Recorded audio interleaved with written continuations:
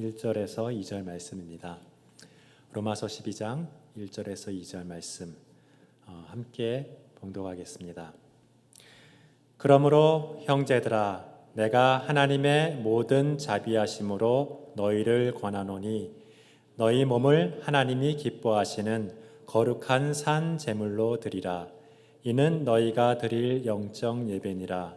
너희는 이 세대를 본받지 말고 오직 마음을 새롭게 함으로 변화를 받아 하나님의 선하시고 기뻐하시고 온전하신 뜻이 무엇인지 분별하도록 하라.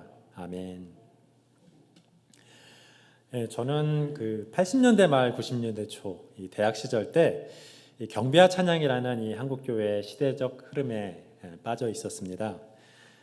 두란노 목요 찬양팀에서 불붙은 이 경배와 찬양 예배는 그 당시 많은 젊은 그리스도인들이 하나님께 뜨겁게 나아가는 그런 통로가 되었습니다. 저는 그 당시 이제 소망교회 목요 찬양팀에서 사역을 했었는데 그 사역을 통해서 하나님께 더 가까이 나갈 수 있는 그런 기회를 갖게 되었습니다. 1년에 정말 한두 번 참석하는 그런 수련회에서나 이제 느낄 수 있는 그런 영적인 감동을 이제 거의 매주 목요일마다 경험할 수 있다는 것은 저에게 큰 축복이었습니다. 그런데 겉에서 보기와는 달리 이 경배와 찬양 사역은 이 찬양의 중심이 있지 않고 경배 혹은 예배에 초점이 있었습니다. 따라서 그냥 기타와 피아노, 이 드럼 등의 악기를 가지고 찬양을 멋지게 부르고 또 사람들이 따라 부르면 이런 경배와 찬양 예배가 된다라고 오해한 많은 교회들은 이런 경배와 찬양 예배를 지속해서 할 수가 없었습니다. 그리고는 무엇이 부족한지를 찾기 위해서 두란노 목요 찬양팀이라든지 다드림 선교단 이런 등에서 주최하는 이제 경배와 찬양 학교라는 게 있었는데 이제 거기에도 참석하면서 이런 경배와 찬양의 본질이 무엇인지 배우기 시작했는데 그 대부분은 기본적인 신앙에 대한 것과 그 다음에는 예배에 대한 것이었습니다. 요약하면 십자가의 복음을 믿고 아버지 하나님과의 관계를 회복하는 것을 시작으로 하나님을 깊이 알고 어떻게 하나님이 원하시는 예배를 드리는지를 배우는 것이었습니다. 어떻게 찬양을 인도하고 어떻게 노래를 부르고 악기를 연주하고 음향 시스템이나 팀을 운영하는 것은 그보다는 부수적인 것이었습니다. 저는 그때 이제 예배에 대해서 기본적인 지식들을 배우기 시작했는데 오늘은 이제 그 중에 한 가지를 다시 한번 생각해 보며 나누어 보고자 합니다. 기도하는 영혼에 예배하는 삶이라는 제목으로 하나님의 말씀을 나누겠습니다. 신약 성경에 예배로 번역된 헬라어 단어는 이제 두 가지가 있다고 합니다. 하나는 프로스퀴네오이고 하나는 라트레이아입니다. 이는 이제 영어로 하면 worship하고 service에 해당한다고 볼 수가 있습니다. 먼저 이 프로스퀴네오는 엎드려서 입을 맞춘다라는 어원을 갖습니다. 왕이신 하나님 앞에 경외하는 마음으로 무릎을 꿇고 엎드려 그 발에 입을 맞추어 경배한다는 뜻이며 우리가 일반적으로 교회에서 드리는 이러한 예배를 뜻합니다. 물론 이렇게 의식으로서 드리는 예배뿐만 아니라 일상에서 하나님을 인식하고 또 그 앞에 올려드리는 모든 기도와 묵상과 찬양과 감사도 프로스퀴네오 혹은 월십에 해당하는 예배가 될 수 있습니다. 거룩하신 하나님 앞에, 사랑하는 아버지 앞에 무릎을 꿇고 엎드려 경배하며 나의 모든 것을 다해서 경의를 표하는 것이고 또 지속적으로 그분 안에 거하면서 그분의 말씀을 듣고 감사와 찬상을 드리며 그분의 품 안에 동행하는 것이라고 할 수 있겠습니다. 반면에 이 라트레이아는 영어의 서비스에 해당하는 예배인데 이는 백성을 위해서 일을 한다는 어원을 가지고 있으며 주님을 위해서 주님의 나라와 그 백성을 위해서 일한다는 의미를 갖습니다. 영어에도 이제 서비스라고 하면 누군가를 섬긴다라는 의미가 있죠. 오늘 본문로 로마서 12장 1절에서 이 하나님께 드리라는 이 예배, 영적 예배는 바로 이 라트레이아를 의미합니다. 주님을 위해서 일을 한다는 것은 꼭 교회에서 목회나 선교와 같은 사역을 한다는 것뿐만이 아니라 이 하나님의 뜻이 무엇인지 분별하여 그분의 뜻대로 일상의 삶을 살아간다는 것을 의미합니다. 여기에서 삶의 예배 혹은 예배하는 삶이라는 우리가 많이 들어본 그런 말이 나오게 되었습니다. 좀 더 살펴보면 이 본문 1절에 너희 몸을 하나님이 기뻐하시는 거룩한 산 제물로 드리라라는 말씀에서 이 몸을 드리라라는 말씀은 예배 의식이나 기도하는 시간이나 어떤 헌금만 떼어서 이렇게 드리는 것이 아니고 내 존재 전체를 드리라는 그런 말씀입니다. 우리가 잘 알듯이 11조가 어떤 10분의 1을 하나님께 드리고 나머지는 내 마음대로 쓴다는 것이 아니고 이 하나님의 주신 물질 모두를 하나님의 뜻대로 쓰겠다라는 어떤 표시로 이 11조를 드리는 것이죠. 이처럼 나의 삶의 일부를 하나님의 뜻대로 살고 나머지는 내 마음대로 살겠다는 것이 아니고 나의 삶 전부를 하나님의 뜻대로 살겠다는 것을 이 땅에서 나의 전부를 상징하는 어떤 이 몸을 드린다라고 표현하는 것입니다. 또한 산 제물로 드린다는 것은 일반적인 제물처럼 죽여서 그 몸을 드린다는 것이 아니고 이 살아있는 사람의 살아가는 그 삶 자체를 드린다는 말씀입니다. 그렇게 드려지는 삶은 하나님이 기뻐 받으시도록 일반적인 삶과 달리 구별하여 거룩해져야 하는데 그 구별된 거룩의 내용이 오늘 본문 2절에서 설명되어 있습니다. 먼저는 이 세대를 본받지 말고라고 하십니다. 이 세상의 세속적인 세계관과 가치관을 본받지 말라는 말씀입니다. 이 세대의 세속적인 세계관이라는 것은 하나님을 인정하지 않는 그런 세계관을 말합니다. 이는 다른 종교도 될 수 있고요, 무신론적인 진화론도 될 수 있고 황금만능주의 같은 것도 될 수 있습니다. 하나님이 없다 하거나 하나님을 주인으로 인정하지 않고 세상을 이해하고 판단하는 사상이나 이데올로기 같은 것들을 본받지 말라는 그런 말씀입니다. 그러나 이 세상을 본받지 않거나 오직 마음을 새롭게 함으로 변화를 받는 이런 것이 어떤 우리의 노력으로 막 열심히 그렇게 하려고 한다고 해서 이렇게 되는 것은 아닌 것 같습니다. 오직 우리가 예수님을 믿을 때 어떤 은혜로 시작되는 것입니다. 우리가 성경을 읽고 기도를 하고 예배를 드리며 하나님과의 관계를 회복하며 영적으로 자라가면 우리의 마음은 날마다 새로워지고 우리의 영혼은 꾸준하게 변화가 되어집니다. 그러면 우리는 하나님의 선하시고 기뻐하시고 온전하신 뜻이 무엇인지 분별할 수 있게 됩니다. 즉 하나님과 같은 그런 세계관과 가치관을 갖게 되는 것입니다. 하나님이 만드신 이 세상의 원리와 또 이 인간의 목적을 이해하면서 하나님이 좋아하시는 것을 좋아하고 하나님이 싫어하시는 것을 싫어하고 하나님이 기뻐하시는 그런 삶을 살고 싶어집니다. 이렇게 하나님의 세계관과 가치관을 가지고 주부로서, 회사원으로서, 교사로서 우리에게 주어진 어떤 그 삶의 현장에서 하나님의 나라와 그의 백성을 위해서 일하면서 살아가는 그 삶의 예배를 라트레이아라고 한다는 것입니다. 물론 우리가 하나님의 세계관과 가치관을 갖게 된다는 것은 흔히 말하듯 힘으로도 되지 아니하고 능으로도 되지 않은 기적과 같은 것이지만 이 일이 우리의 삶 가운데 일어난다면 우리는 라트레이아, 즉 삶의 예배를 드리게 되는 것입니다. 그런데 놀라운 것은 이렇게 명령하는 분이 하나님이며 하나님이 이 일을 통해서 우리를 통해서 이 일을 이루어 가신다는 사실입니다. 우리는 그저 아멘 하면서 그 말씀을 사모함으로 받아들이고 이렇게 되기를 기도하고 또 그렇게 살아가기를 소원하면 되는 것 같습니다. 앞에서 언급한 스가랴서 4장 8절에 힘으로도 되지 아니하고 능으로도 되지 아니하고 오직 나의 신으로 되느니라는 이 말씀은 하나님의 일은 인간의 노력이나 의지로 될 수 있는 것이 아니고 하나님께서 하셔야 된다는 말씀입니다.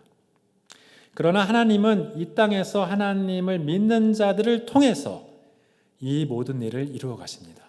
물론 우리가 없어도 하나님은 이 모든 일을 다 하실 수 있지만 우리를 위해서 성령님을 보내주시고 이 하나님의 영광스러운 일에 동참하게 하십니다. 하나님의 신인 이 성령님이 우리에게 임하시면 우리는 우리가 할 수 없는 놀라운 하나님의 일을 할 수 있게 됩니다. 사도 바울이 약할 때 오히려 하나님의 강함이 그를 통해서 역사하신 것처럼 우리가 할 수 없다고 고백하고 하나님을 전적으로 의지할 때 우리를 통해서 하나님의 일을 이루어 가십니다. 우리가 할 수 없는 약할 때 우리가 놀라운 일을 해낸다면 이는 우리가 아닌 하나님이 하신 확실한 증거가 되기 때문에 그런 것 같기도 합니다. 그때가 바로 성령이 충만한 때이며 따라서 우리는 이 사도행전에서와 같이 오직 성령이 충만하기를 구해야 할 것입니다. 우리는 구하라 그리하면 너에게 주실 것이요 찾으라 그러면 찾아낼 것이요 문을 두드리라 그러면 너에게 열릴 것이라는 말씀은 하나님께서 우리의 기도를 반드시 들으시고 우리의 필요나 소원을 아뢰고 기도하라는 말씀으로 우리가 많이들 기억을 합니다. 마태복음 7장에는 너희가 악할지라도 좋은 것을 자식에게 줄 줄 알거든 하물며 하늘에 계신 너희 아버지께서 구하는 자에게 좋은 것으로 주지 아니하시겠느냐라고 말씀하셨기 때문입니다. 그러나 우리가 그 병행 구절인 누가복음 11장에 보면 그 좋은 것이 보다 구체적으로 명시가 되어 있는 것을 알 수 있습니다. 너희가 악할지라도 좋은 것으로 자식에게 줄 줄 알거든 하물며 너희 아버지께서 구하는 자에게 성령을 주시지 않겠느냐. 아멘. 누가복음에서는 예수님이 구하라 그리하면 너에게 주실 것이야 하신 이 말씀이 사실 성령이 충만하기를 구하고 기도하라는 말씀이었다는 것입니다. 구하고 기도하라는 왜냐하면 이 성령이 충만한 것이 우리에게 가장 좋은 일이고 우리가 감당할 수 없는 하나님의 일도 능히 할 수 있기 때문에 그렇습니다. 내가 아니고 내 안에 성령님께서 하시는 것이고 나는 내 몸을 이 성령님께 내어 드리는 것입니다. 나의 몸을 거룩한 산제사로 드리고 성경적 세계관을 가지고 나의 일상의 삶을 라트리아의 예배로 드리는 것이 바로 이러한 것입니다. 그러나 여기서 성령이 충만하다는 것은 무속신앙처럼 어떤 신이 내 몸에 내려 이렇게 빙의를 해서 나도 모르게 그 신이 나를 통해서 말도 하고 행동도 하고 이렇게 되는 것은 아닙니다. 또한 성령이 충만하면 어떤 하나님의 일을 할 수 있는 뭔가 신적인 이 강력한 에너지를 받는다라고 이렇게 생각해도 안 될 것입니다. 성령님은 그런 귀신 노름 같은 것을 하는 분도 아니고 또 어떤 영적인 에너지원도 아니고 정말 인격을 가진 성령 하나님이십니다. 성령은 모든 믿는 자에게 임하시고 늘 함께 하시고 그 믿는 자에게 인격적으로 말씀하시고 또 인도하시고 깨닫게 하시는 분이십니다. 성령이 충만하다는 표현은 성령을 받는 그 사람이 이 성령님을 얼마나 신뢰하고 의지하고 있는가를 말하는 것입니다. 성령님은 인격적인 분이기 때문에 우리가 허용하는 것만큼 우리 가운데 역사하십니다. 우리가 우리의 일부를 드리면 우리의 일부만 사용하셔서 역사하시지만 우리가 우리의 전부를 다 드리면 우리 전부를 다 사용하셔서 역사하십니다.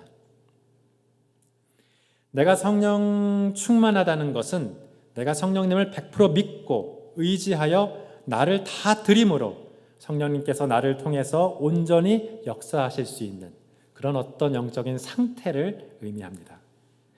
이때 우리는 하나님의 성경 말씀을 깨닫게 되고요.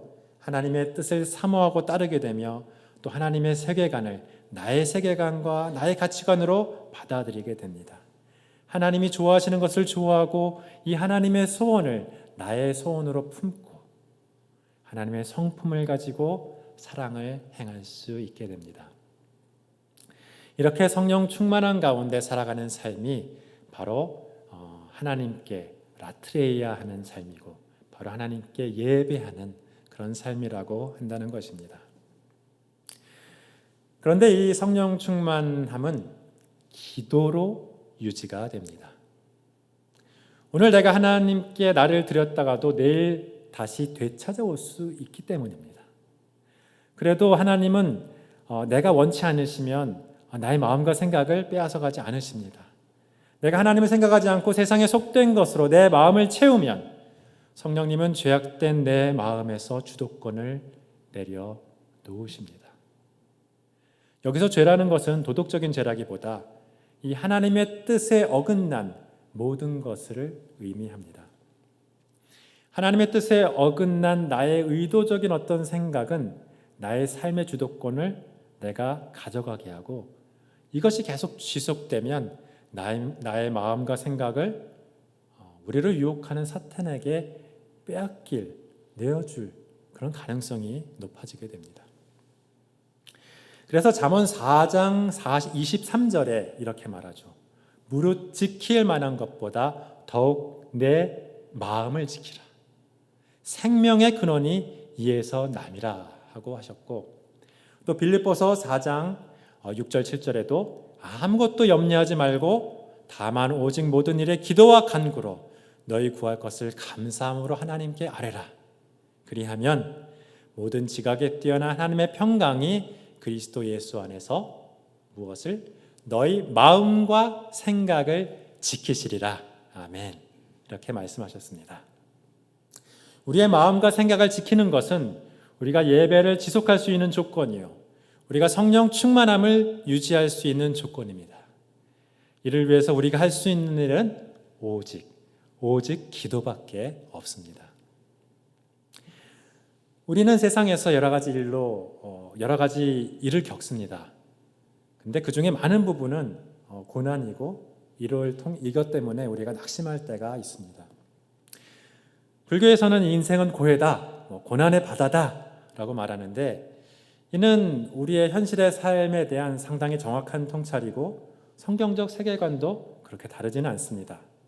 그러나 이 그리스도의 고난에 대한 이해는 또 이 고난에 대한 자세는 불교에서의 것과 전혀 다릅니다.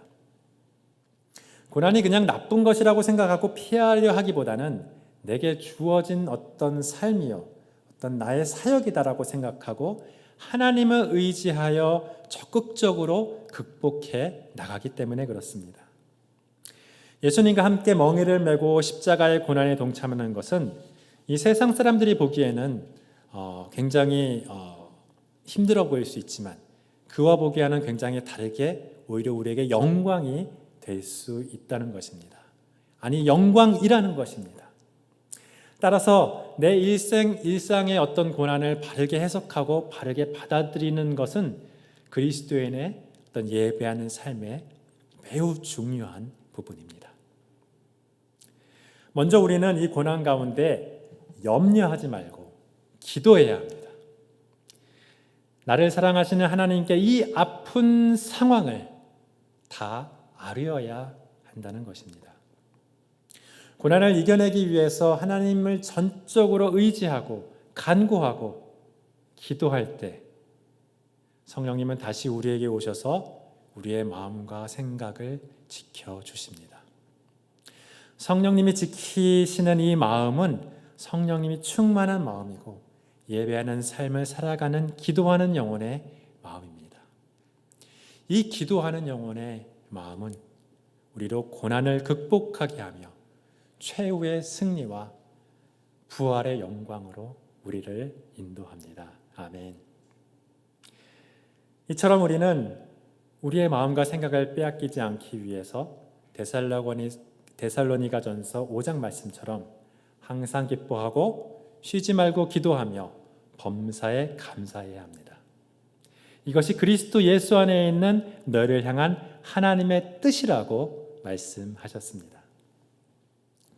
하나님을 기뻐하고 그분께 감사하는 것은 그분을 예배하는 자세입니다. 그리고 쉬지 말고 기도하라는 말씀처럼 우리의 기도는 우리의 호흡이라고 이렇게 표현하죠. 이는 그리스도인은 기도하지 않으면 그 영적인 생명을 이어갈 수 없다는 의미입니다. 지속적인 기도를 통해서 우리는 성령 충만함을 유지할 수 있으며 삶의 예배를 지속할 수 있다는 말씀입니다. 기도는 우리가 성령님께 우리를 맡겨드리는 어떤 표시가 됩니다. 그러면 성령님은 우리의 기도를 들으시고 우리의 삶의 주도권을 가지고 우리 안에서 역사하십니다. 물론 여기서의 기도는 우리의 어떤 필요를 채워달라는 이 간구를 넘어서 우리의 삶을 맡기며 우리를 인도해 달라는 신뢰와 헌신의 기도를 포함하는 것이죠. 우리는 기도를 지속할수록 점점 하나님의 마음과 생각을 내 것으로 품게 됩니다. 기타줄을 이 피아노에 이렇게 조율하듯이 기도는 내 마음을 이 하나님의 마음에 조율하는 것이다 라고 이렇게 표현하는 이야기도 들었습니다. 따라서 이 기도는 일상생활에 지장을 주지 않는 한 좀 양적으로도 좀 많이 하고 또 길게도 하는 것이 굉장히 유익하다고 생각이 됩니다. 그러나 이 쉬지 말고 기도한다는 것이 계속 중얼거리면서 기도를 말하기를 쉬지 않는다라는 이런 것을 의미하는 것은 아닙니다. 또한 계속해서 어떤 내가 의식을 가지고 하나님께 집중하면서 어떤 묵상을 해야 된다는 것도 아닌 것 같습니다. 만일 그래야 한다면 우리는 우리의 삶의 예배를 아까 앞에서 얘기한 우리의 삶의 예배를 제대로 드릴 수가 없습니다. 삶의 예배라는 것이 내게 맡겨진 어떤 일을 하는 것이고 나의 일상적인 삶을 사는 것을 바탕으로 하기 때문입니다. 의사라면 진료를 해야 될 것이고요. 사업가라면 고객도 만나야 될 것이고 이 선생님이라면 이 수업도 해야 될 것인데 그런 일상의 업무 가운데서 계속적으로 하나님을 생각하면서 기도를 하는 뭐라 그럴까요? 멀티태스킹? 이건 별로 바람직해 보이지 않고요. 많은 사람들은 이렇게 할 수가 없어요. 불가능합니다. 따라서 이 쉬지 말고 기도한다는 것은 하나님을 나의 주인으로 인정하고 함께 동행하는 그런 상태를 의미합니다. 나의 주인으로 인정하는 상태. 주님을 인식하고 함께 동행하는 것을 느끼며 살아가는 것. 그것을 말합니다. 내가 일을 할 때 나의 동료와 함께 일을 할 수 있잖아요. 하나님과 함께 나의 어떤 일을 하는 것을 의미합니다. 계속해서 어떤 기도문을 외우지 않아도 계속해서 하나님을 생각하지 않아도 영적으로 하나님과 함께 할 수 있다면 되는 것입니다. 언제든 필요할 때마다 기도할 수 있는 영적 상태이면 됩니다.